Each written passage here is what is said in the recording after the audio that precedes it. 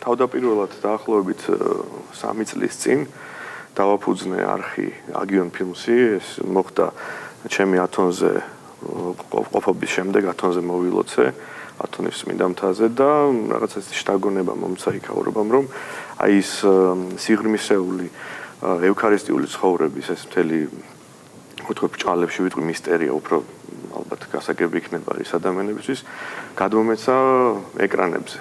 ეს არ იყო მარტივი ამბავი, მაგრამ მე მაინც ჩემი პროფესიიდან გამომდინარე რეჟისორი ვარ, კინორეჟისორი ვარ და შესაბამისად რაღაცნაირად დავიწყე მცდელობა ამის. შემდეგ უკვე შევქმენი არხი, დავიწყე ფილმების გადაღება და ადაპტირება, ასე ვთქვათ, ფართო მასებისთვის. ანუ ეს არ არის რაღაც ასე ვთქვათ ტიპიური რელიგიური გადაცემები ან ფილმები, ეს არის უფრო შედარებით მხატვრული სტილით გაკეთებული და ვცდილობ, რომ დროთა განმავლობაში უფრო და უფრო დავხვეწო. შემდეგ